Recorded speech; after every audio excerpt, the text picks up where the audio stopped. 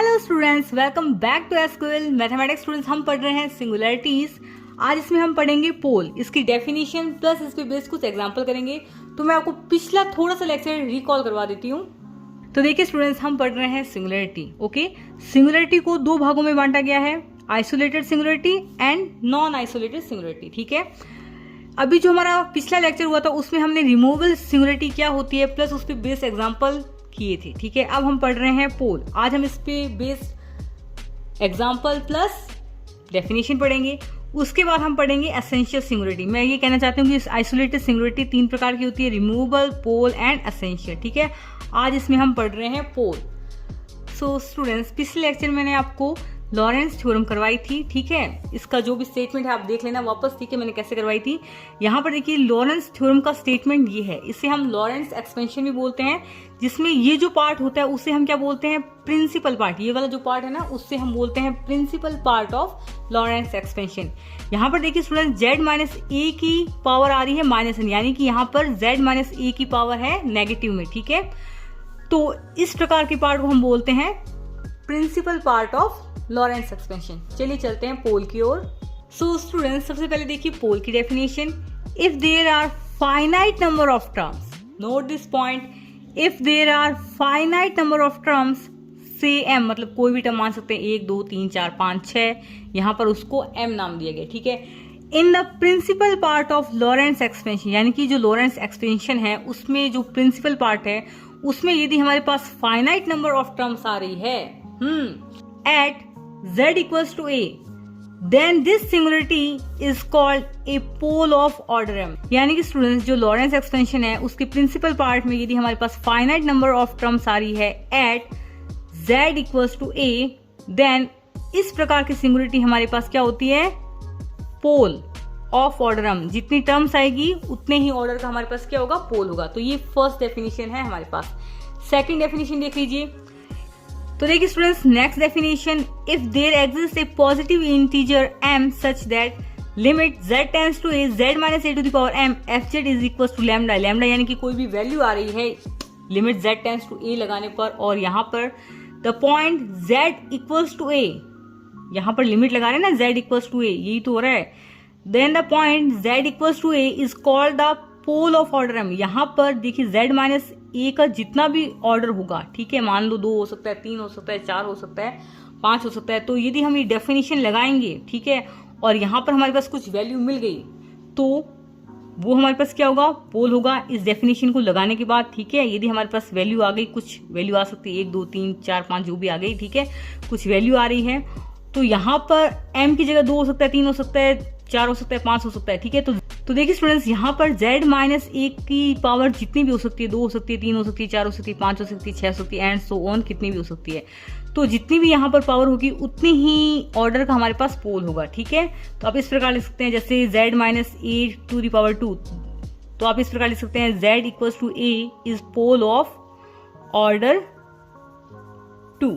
ठीक है, तो देखिए students, next definition, if for any function fz limit z tends to a fz is equals to infinity, then z equals to a is the pole of fz। यानी कि students, function में यदि हम limit रखें और उसकी value आ गई हमारे पास infinite, then z equals to a हमारे पास क्या होगा, पोल ऑफ fz हो जाएगा। ठीक है, तो चलिए इस पे बेस कुछ एग्जांपल करते हैं। तो देखिए स्टूडेंट्स, एग्जांपल नंबर 1 है हमारे पास, fz is equals to 1 upon z minus 5 to the power 3 z minus 4 का होल स्क्वायर। ठीक है, यहाँ पर देखिए स्टूडेंट्स, यदि मैं यहाँ पर फंक्शन में लिमिट लगा दूं, लिमिट z टेंड्स टू 5, ठीक है, limit z tends to 5 of fz। ठीक है, तो चलिए ये करके देखते हैं। Then this is equals to limit z tends to 5, fz हमारे पास है 1 अपॉन z माइनस 5 की पावर 3 z माइनस 4 की पावर 2। ठीक है, ओके। तो देखिए स्टूडेंट्स, अब हम क्या कर देते हैं, z की जगह यहाँ पर 5 रख देते हैं, यानी कि लिमिट अप्लाई कर देते हैं। Then this is equal to 1 upon 5 minus 5 का होल क्यूब, 5 माइनस 4 का होल स्क्वायर, तो ये हो जाएगा हमारे पास 1 अपॉन 5 माइनस 5 0 हो जाएगा। ठीक है, तो यहाँ पर वैल्यू आएगी हमारे पास 1 अपॉन 0, है ना, 0 की मल्टीप्लाई किसी से करो 0 ही आएगा, तो इसकी वैल्यू आएगी हमारे पास इनफाइनाइट, यानी कि limit z tends to 5 fz की वैल्यू आ रही है हमारे पास इनफाइनाइट। और हमने अभी क्या पढ़ा, सो स्टूडेंट्स, आप देख सकते हैं हमने अभी पढ़ा, if for any function fz limit z tends to a fz is equal to infinity, then z equal to a is a pole of fz। ठीक है, यानी कि स्टूडेंट्स लिमिट लगाने पर यदि हमारे पास fz की वैल्यू इन्फिनिटी आ रही है तो z इक्वल टू a हमारे पास क्या होता है, एक पोल होता है fz का। ठीक है, तो यहां पर स्टूडेंट्स a हमारे पास क्या है 5, देन आप देख सकते हैं z equal to 5 is a pole, z equals to 5 है। ठीक है, z equals to 5 is a pole of order, देखिए students z equals to 5 is a pole of order 3। यहां पर z माइनस 5 की सबसे बड़ी पावर यहां पर हमारे पास क्या है 3, then z equals to 5 is a pole of order हमारे पास क्या हो जाएगा 3। तो देखिए students z equals to 5 is a pole of order 3। Order 3 कैसे हुआ, यहां पर देखिए यहां पर पावर क्या है 3, सो z इक्वल्स टू 5 हमारे पास क्या हो जाएगा, एक पोल हो जाएगा ऑर्डर 3 का। ठीक है, एकदम इजी सा क्वेश्चन है। तो देखिए स्टूडेंट्स नेक्स्ट क्वेश्चन है हमारे पास fz is equal to e to the power z minus a upon में z माइनस a की पावर 3। ठीक है, तो इसको हम कुछ इस प्रकार लिख सकते हैं 1 अपॉन z माइनस a की पावर 3, और e to the power z minus a को हम क्या कर देते हैं, ओपन कर देते हैं। So students e to the power x का फॉर्मूला आपको पता होगा 1 plus x square upon factorial 2 plus x cube upon factorial 3, and इस प्रकार ये चलता जाता है। ठीक है, तो इस यहाँ पर है e to the power x की जगह यहाँ पर हमारे पास है z माइनस a, तो ये हो जाएगा 1 plus z minus a upon में factorial 1 plus z minus a का होल स्क्वायर अपॉन में factorial 2 plus z minus a का होल क्यूब अपॉन में फैक्टोरियल 3, प्लस ये टर्म इस प्रकार चलती जाएगी। ठीक है, okay great. 1 upon z minus a के क्यूब को हम भेज देते हैं अंदर, तो देखिए ये 1 से मल्टीप्लाई होगा 1 अपॉन z माइनस a का ये हो जाएगा होल क्यूब, प्लस यहाँ पर बचेगा हमारे पास 1 अपॉन z माइनस a का होल स्क्वायर, ओके, प्लस यहाँ पर बचेगा हमारे पास 1 upon factorial 2 z minus a third term, plus fourth term आएगी हमारे पास 1 अपॉन फैक्टोरियल 3, प्लस इस प्रकार जो नेक्स्ट टर्म आएगी वो आएगी हमारे पास z माइनस a अपॉन में फैक्टोरियल 4। इस प्रकार ये टर्म सारी चलती जाएगी। ठीक है, अब देखिए स्टूडेंट्स यहाँ पर ये क्या है, लॉरेंट्ज एक्सपेंशन है। लॉरेंट्ज एक्सपेंशन मैंने भी आपको बताया था कि स्टूडेंट्स ये है हमारे पास लॉरेंट्ज एक्सपेंशन, जैसा जैसा है ना वैसा ही है। ठीक है, यदि यहाँ पर स्टूडेंट्स हम z माइनस a की पावर ये जो 3 है इसको ऊपर भेजें, है ना, तो ये पावर हमारे पास नेगेटिव में आ जाएगी। ठीक है, इसी प्रकार z माइनस a का जो होल स्क्वायर है उसको ऊपर भेजें तो भी यहाँ पर पावर हमारे पास नेगेटिव में आ जाएगी। ठीक है, इसी प्रकार यदि हम z माइनस a को भी यहाँ पर ऊपर भेजें तो भी हमारे पास क्या हो जाएगा, ये z माइनस a का इनवर्स हो जाएगा, ये z माइनस a की पावर -2 हो जाएगा, ये z माइनस a की पावर -3 हो जाएगा। बिल्कुल, तो स्टूडेंट्स यहाँ पर हमारे पास 3 टर्म्स आ रही है negative powers of z minus a, तो लिखिए। तो स्टूडेंट्स आप लिखेंगे here are only 3 terms of negative powers of z minus a।